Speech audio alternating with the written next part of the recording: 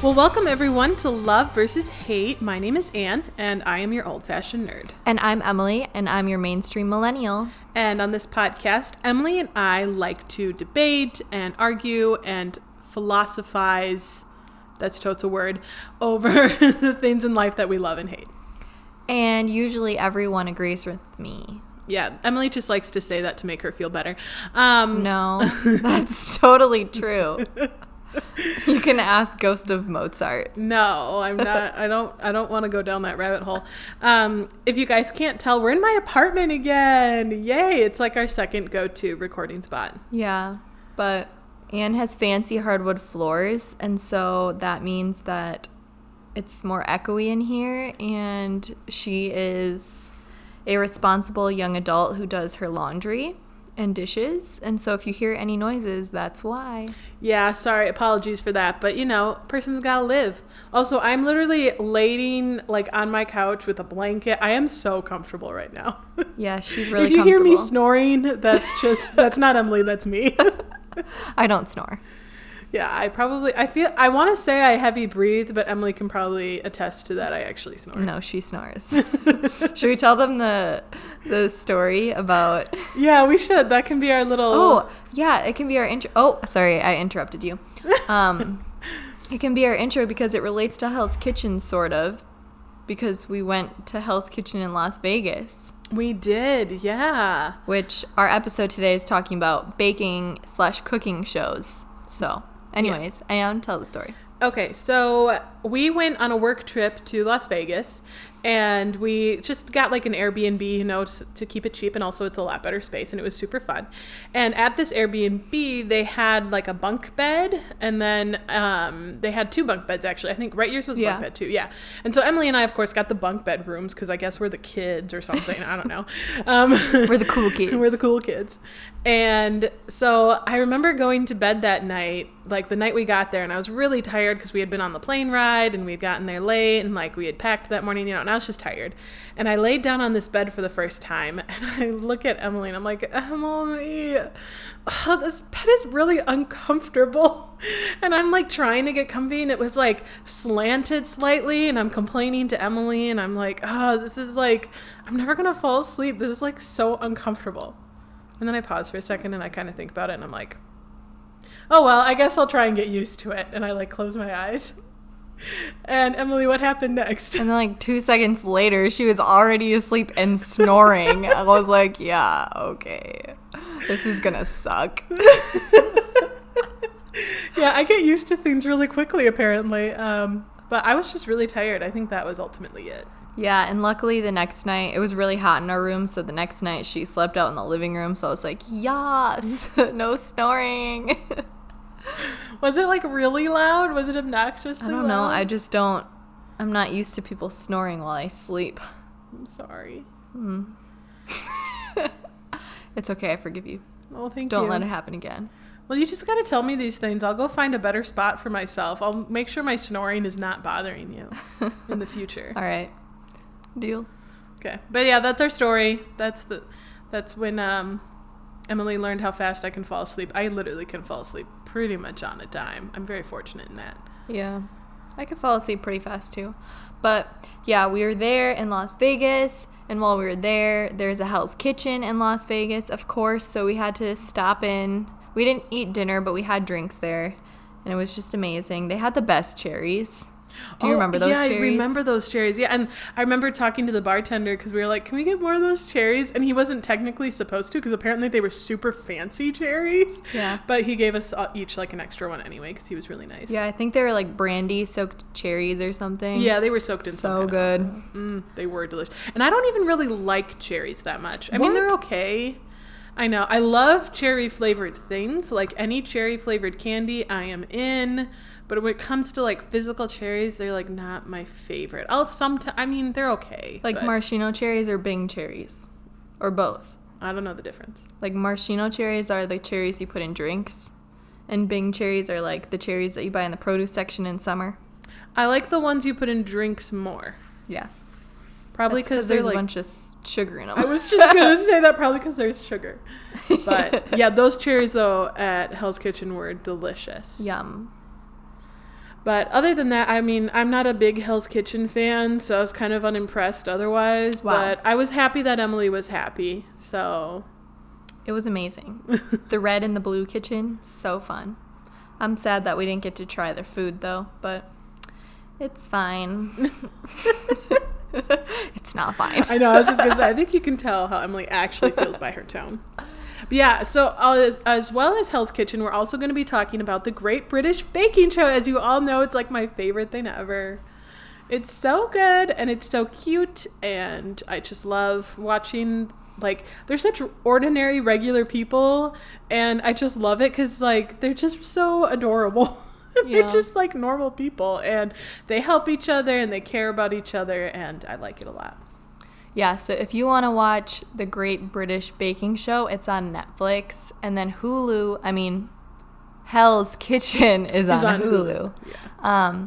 But Anne and I have both previously seen a little bit of each show before. So we just caught up and we're watching some of the shows and the challenges. Because I wasn't very familiar with the Great British Baking Show. So what should we start with first?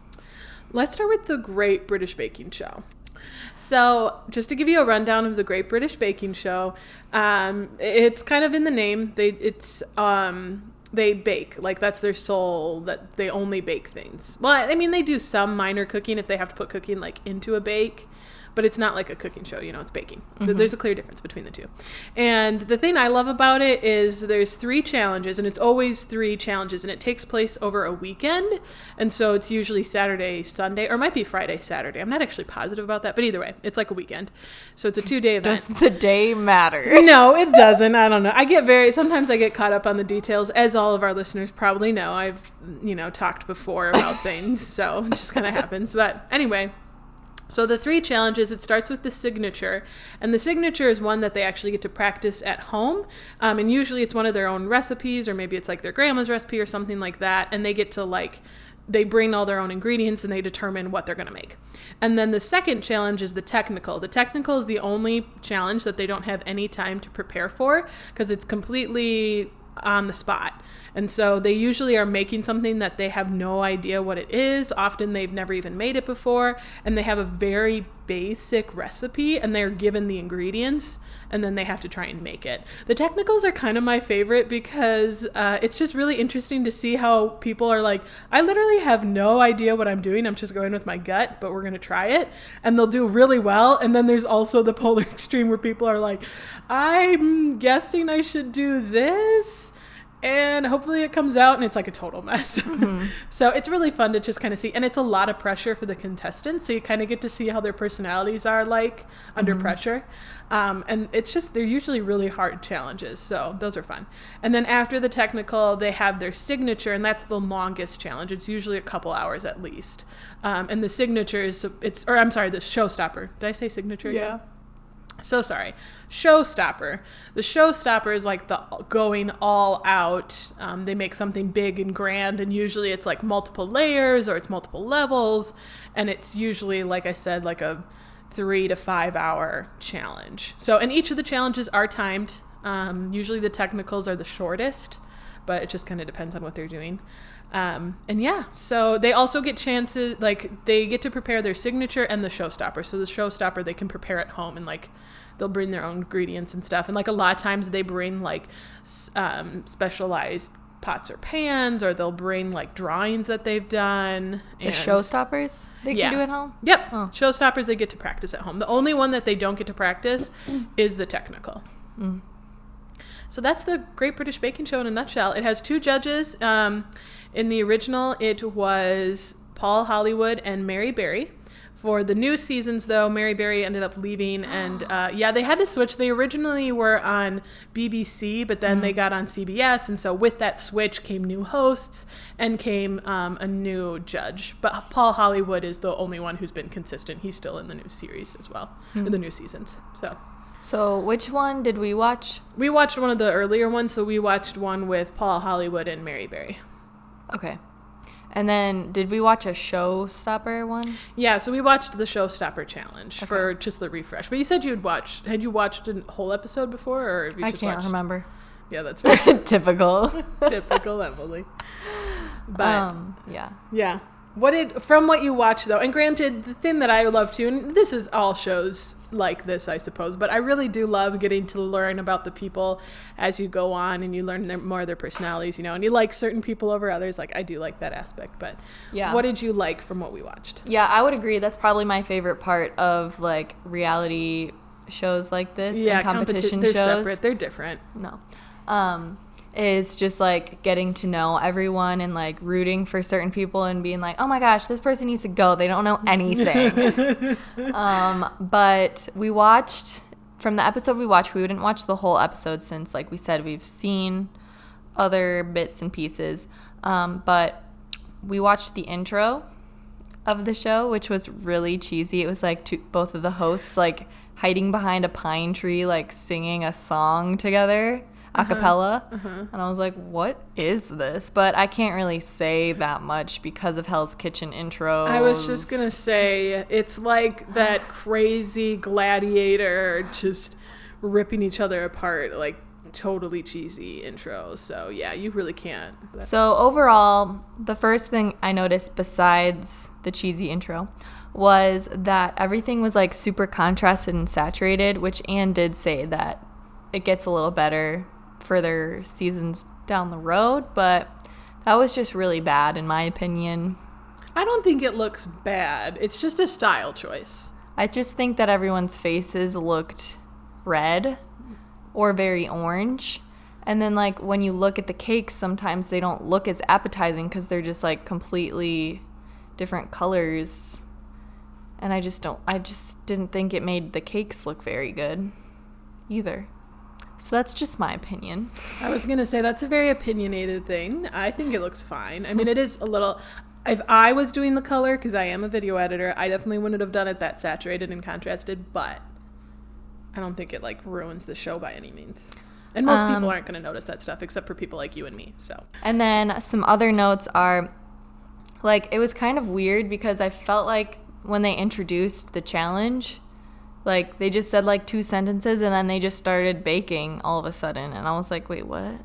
What is going on? They didn't, like, really introduce it or make it seem, like, super intense or anything. They usually do. I think we just kind of skipped over that part a little bit. Oh, yeah. I was going to say I did not realize that it was, a challenge. Yeah, I think we just kind of, just because we were wanting to save on time, so I think I just kind of skipped over that. But they're usually pretty good about, like...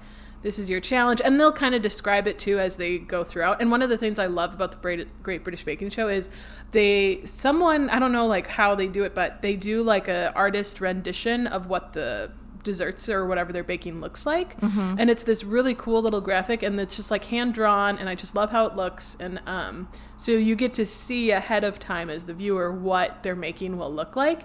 And then you get to determine kind of for yourself, like, oh, that looked nothing like the drawing, or, oh, wow, that looks exactly like what the drawing kind of was. Yeah. So I think lots of cooking shows do that, too. Yeah, probably. But I'm just saying the Great British Baking Show does it the best. Yeah. And then, let's see. I really didn't like how nice everyone was. That's the like, best it's a competition. part. You're supposed to, like, want to be winning.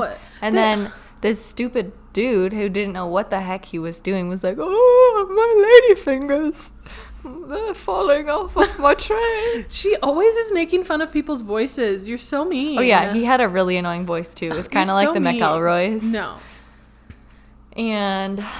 yeah, and then the other contestant was like, oh, let me help you. And then this other contestant was like, oh, do you need any more help? And I'm like, shut up. Really, they're friendly. They're normal people who care about each other, and they want to help. Well, you know what that got him? Nowhere. He didn't win. The one guy went home. Well, yeah, I mean, it's a competition, yes. They do send people home. The thing I like, though, too, is each week is a theme. So 1 week might be bread, one might be dessert, one might be... They did recently in one of the new seasons, like a vegan week, which was really cool, that I liked a lot. So each week is a different theme. And literally the guy that we watched go home in this episode was every week they determine who's going home and then also star baker. And so star baker is like who did the best that week. And the guy who went home in the episode we watched was the star baker from the previous week. So it's literally, depending on your week, you could be star baker one week and the next you could go home. Like it's a very difficult competition, and you're always on the chopping block. You know, it's never like, oh, this guy is clearly the best of them. Like they all have their good weeks and bad weeks, and it's just if you can stay consistent enough to get it to the end. Mm-hmm. But yeah. It's a very common competition show. Oh, I guess, but whatever. Anne's like, yeah, this is a revolutionary show. And I'm like, yeah, they do that in almost all of them. They just do it the best in the Great British Baking Show. That's all I'm saying. Oh, man. So, yeah. I don't know. Would you watch another episode? Yeah. Okay. I like watching cooking shows. Like, when there's nothing else on, I'm just like, well, go to the food channel. Yeah. Or let's watch a cooking show. Everyone can, like, sorry, I'm, like, playing with my hair thing if you hear something. I was just going to say, I think people might be hearing your cooking. But yeah, I feel like home decorating or like interior design or home shows or cooking shows are like a safe bet to put on the TV with like anybody. Yeah, that's probably true. Or sports, but I'd rather watch a cooking show. Yeah. But yeah. Any other final words about the greatest show ever, the Great British Baking Show? I just do want to say the one other thing that I really love is I do love the judges. Like, I just, like, Paul Hollywood has this thing where if he gives you a handshake, that's like respect, and he's like, this is amazing and it's perfect and you've done a really good job. And so he doesn't hand them out all that often because like that it takes, like, he'll even say like, this is a perfect bake, like this is delicious, this is amazing, and he won't give a handshake. Like if he gives a handshake, it's a big deal. And so I just really like that aspect, and I think the judges do a really good job of being strict and honest and blunt and fair, but still being like supportive and nice about it. They're not like Gordon Ramsay. Like they'll say like, your flavors are totally off. This is a bad bake. It's over baked. It's burned. Like they're very blunt and honest. And ultimately they're that way because they want them to be better bakers. Or they'll say like, these flavor combinations don't go together. Don't ever do it again. You know, like they're trying to help them. Yeah. They're not just trying to make them like upset. Even though, I mean, you know, contestants still get upset because, you know, you're pouring your heart out and it's timed and it's, you know, high pressure. And so like, I get it. Yeah. I would totally cry too. But, I really like what's her name? Mary Berry. Is that her real name? I know it is. Isn't that insane? I really love her eyes. They're so pretty. They're so blue. Yeah. That's so weird for me to say, but no, she even Paul Hollywood too, his eyes are kind of like, they're more of like a gray. They both just have pretty I wonder eyes. What they look like without all that saturation. We'll have to look up a picture later. But yeah, I just love the judges as well, and it's a fun show to watch. The thing I love too is it's the perfect like chill, just kind of calm, like it's entertaining, but you know, nothing too serious is going on, and it's very fun. Highly recommend to all of our listeners, if you haven't watched it yet, just give it a try, and you'll probably become hooked like me. Yeah. Or you could try to watch Hell's Kitchen and you'll get a completely different experience. Yeah, I was just going to say, it is far from calm, but it may, well, no, I'm not going to say that. I changed what? No. What? I'm not going to say what? No. Ugh, so annoying. Say it, Anne. I was going to say, it could be a little bit more like funny. I mean, the Great British Baking Show is funny at times, but like Hell's Kitchen, they purposefully, the way they edit it together is designed more for that like humor aspect. That's what I was going to say. But then I didn't want to say it because I didn't want it to sound like I liked Hell's Kitchen or something. Oh my gosh. She was actually laughing and having fun watching Hell's Kitchen. We watched the taste test, the blind taste test. They do that challenge in every season. But we watched, I think, season 13 or something. So usually, let's see, how do the episodes go? Yeah. Tell me, Emily. Usually it starts out like at the end of the previous night with the elimination, and Gordon Ramsay's like, get out of my kitchen. And so then they go to their dorms and they just complain and cry and yell at each other for a little bit. And then they go to bed, and then the next morning is a challenge day. And so whatever challenge Gordon Ramsay has, whether it's the blind taste test or like a cooking challenge, whatever it is. They do that, and then whichever team, it's divided into teams, the red and the blue team.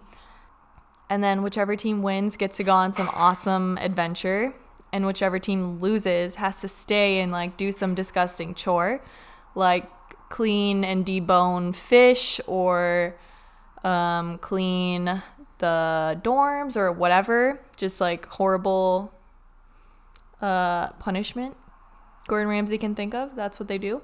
And they complain a little bit more. And then they come back, and then it's time for dinner, which they always do a dinner service in like the Hell's Kitchen restaurant. And so it's a bunch of like famous people come and eat there, and then whoever else the heck comes. I don't know why I said the heck. Any ordinary just rando, you know, off the street. So yeah, and then they're always teamed up by red and blue. So the red team against the blue team kitchen. Sometimes if they make like horrible mistakes, Gordon Ramsay kicks people out. If they make too many mistakes, he like, everyone get out of my kitchen. And so then, yeah. There's just a lot of yelling involved. Yeah. It's very aggressive. Yes. And he's got like his signature like menu.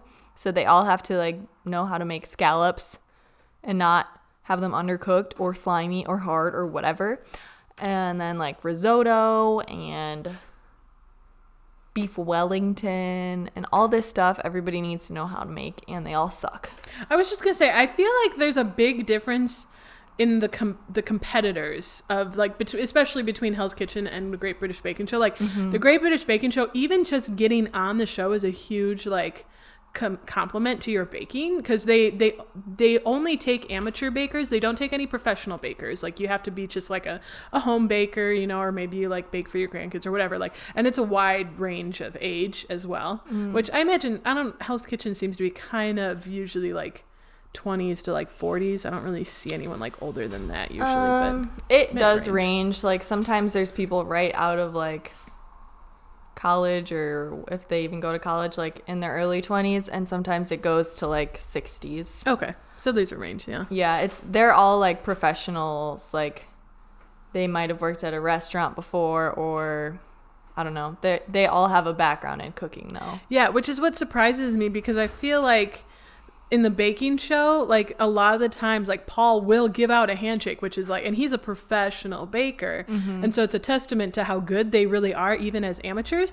But these, like on Hell's Kitchen, these people are professionals, and yet they make simple mistakes. And like in the blind taste test, like they didn't know the difference between a carrot. Oh no, that one was a little bit harder. There was one though that I could not believe they both got wrong. Oh, it was the peanuts. Oh. They both got a peanut wrong, and it's one person got it right, and one said peanut and one said sliced almonds. Oh, okay. Well, either way, I feel like they both should have gotten that one right. So I don't know. I just feel like they try to find people who are technically professionals, but maybe need some learning or something. I don't know. Yeah, a lot of them do make like horrible mistakes, and they're like, I've never worked in a line kitchen where you have to remember everything. Like they don't get like the sheets of paper that say what they need to make. Gordon Ramsay just says, 2 halibut, 2 blah, blah, blah, da, da, da, da, da, da, okay, yes, chef. And then they all have to do it. Yeah. So, like, at the dinners, I would be, like, so stressed out. Like, one time this girl was drinking water, and Gordon Ramsay, like, what are you doing? Oof, and she's like, I'm thirsty. I think I'm dehydrated or something. Or, like, he does things like... high-stress environment. Or, like, if somebody continues to like not cook the scallops correctly, he'll be like, go over here and eat these scallops before you come back. And he like makes them eat like disgusting raw scallops. Is that even legal? I don't know. Yeah, it's a good question. Well, and I will say, I just realized something as you were talking too. They do get to, like I said, they do get to practice on the Great British Baking Show. Like the signature and the showstopper, they get to practice. So it's very different environments. So I will give them that, I suppose. Like they're actually cooking for real people who are in a restaurant. Yeah.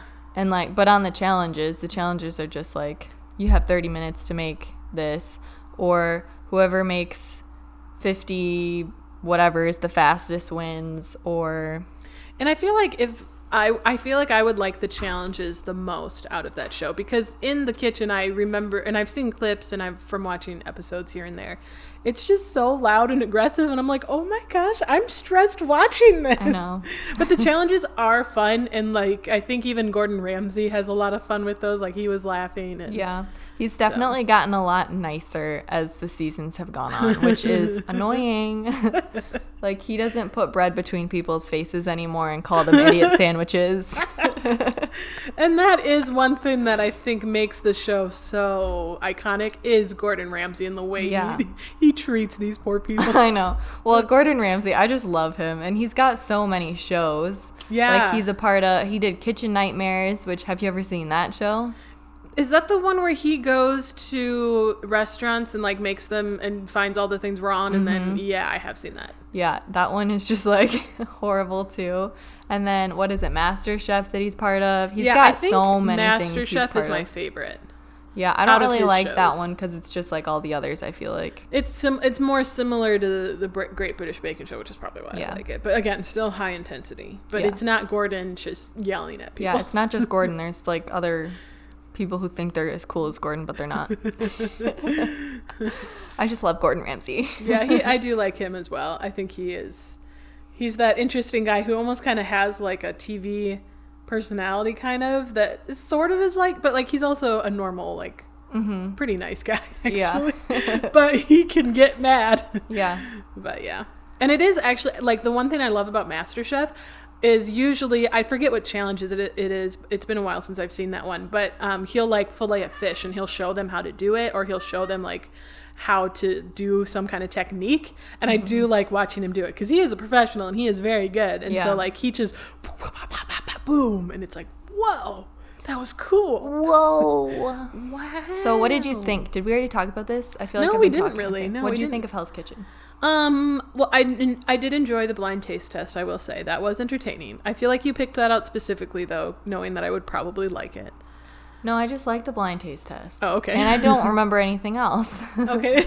But yeah, I think we have to talk about how cheesy the intro was, though. The intro was pretty. It's always so cheesy, and it's always like, it's not always the Spartan or whatever it was. Spartan Gladiator, but it's kind of always like against green screens, and like they do so much extra stuff, and I'm like, yeah, and why like the waste? contestants are clearly just kind of like, okay, I'll do this. Like they don't get it. Some of them were kind of into it, but that's the only thing that I would change with that show is the intros. You don't need to make it that cheesy and so and dramatic. So long too. Yeah, it took like 2 minutes. Yeah.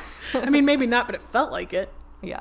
Yeah, it was pretty, but maybe that's just part of the like iconicness of the show. Like maybe I don't know, but it shouldn't be. The Great British Baking Show is better though. Every intro is different. I mean, they have their standard like 30-second, graphic intro, but the hosts always do something different and fun. Sometimes they're actually funny. Sometimes I'm like, that was a little weird, but okay.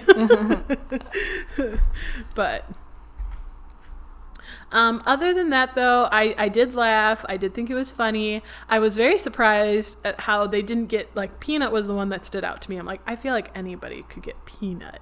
Some of them, like, I would have struggled with. Like, kale, I might not have gotten that because I would imagine kale tastes like all other, like, lettuce vegetable. Oh, yeah. I think kale, somebody said, like, oh, shoot, now I don't remember.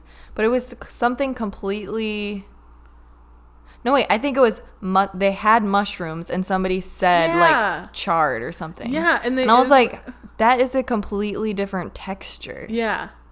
But no, whatever. yeah. Some of them I was very surprised that they did not get, because when originally you were telling me about the blind taste test, I was like, oh man, I bet that's super hard. And I still think it is hard. I'm not saying I probably wouldn't do much better. But there was some simple things that I was really surprised they didn't get. Yeah. But, yeah. But yeah, and you saw in the like preview or the recap of the previous weeks that we watched right at the beginning how much everyone is yelling at each other, like even their teammates were like, I hate you, listen here. Yeah, they were swearing at each other, and I literally looked at Emily and was like, oh my gosh, it's so aggressive, everyone calm down. Yeah, it's like a 360 or a 180, not a 360 from the Great British Baking Show. It really is, but that way everybody can choose which one they like better, or you can watch both. There's no harm in watching both for different reasons. You have to be they put you though in different sort of mindsets. Yeah, and they kind of definitely. give you a different feeling for sure. Mm-hmm. But British baking show is the best. I still pick that way over Hell's Kitchen any day. No. But we do have a fun, like, a little bonus video that we're going to do along with this episode. And what are we going to be making? Baking. Well, yeah, we are probably just going to be baking some chocolate chip cookies because I was originally thinking of doing something from the Great British Baking Show, but the more I was looking into it, the more you had to buy very specific ingredients that I would only use the one time and then have like a ton left over, you know? Mm-hmm. Everybody knows that feeling. You have to like make a cookie for work or for something and you're like, ugh, now I have all these extra ingredients I'm never going to use again. And Emily and I recently worked on budgeting actually together. Mm-hmm. So I was kind of like, Emily, can we just make chocolate chip cookies? Because I already have those ingredients and I don't want to buy specific stuff. So we'll probably be doing that. But the enjoyment is not in actually what we're making.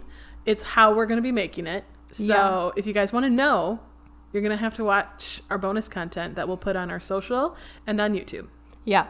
So you can check it out. We'll let you all know when it is up. It should be up when this episode is up. But yeah, it'll be on our YouTube. The full thing will be on our YouTube, and then we'll tease it probably a little bit on our Instagram, our Facebook, and our Twitter. Everything is at Love versus Hate. And then if you guys want to email us any ideas for future episodes or you have any feedback for us, please let us know on either of those or any of those social accounts or our email, loveversushate@gmail. Nope, just kidding. loveversushatepodcast@gmail.com. Yeah, or you can even just email us and let us know what show you like better. Do you like Hell's Kitchen or the Great British Baking Show better? Yeah. Or on our social. Let us know. Yeah, do it on our social because we don't want an email that just says the Great British Baking Show. I do. I will delete it. No, I want it. You better not delete it before I see it. But also, guys, I do want to say, I just thank you so much for listening to us right now. If you're listening, we really appreciate it. And we love doing this. We hope you guys love listening to us. Yes. And just thank you for tuning in. Yeah, thank you. So, Emily, what is your life lesson from the Great British Baking Show? My life lesson is if I was ever on the show and somebody else like needed my help, I would totally help them. Aww. But I would secretly sabotage. No! Oh, dang it. I knew. As soon as you were saying that, I'm like, she's going to make this evil somehow. Yeah. So what would yours be from Hell's Kitchen? My life lesson from Hell's Kitchen is that, you know, don't think that you can't cook or have a refined palate because those people, I was judging their palates. Like, as soon as you were telling me about this competition, I was like, wow, I would fail at that. But then watching those people fail, I was like, oh no, I probably wouldn't have done necessarily any better, but I could have done just as good. So don't ever think ahead of time that you are going to automatically fail at something. You have to try it first and you have to believe in yourself and then you probably will be okay. I'm not saying you're going to be the best, but you know, don't count yourself out before you even try. Wow. You guys should let us know if you want us to do a blind taste test because I think that would be fun. Yeah. That would be super fun. I didn't bring any food here with me today, so. That'll have to be additional bonus content. Yeah. So let us know and we'll do it. Or maybe it'll just be on the next cooking show. We can always do more. We could always do more. Yeah. Let us know your favorite cooking shows besides Hell's Kitchen. I mean, you can also let me know the Great British Baking Show. I can totally talk about it again.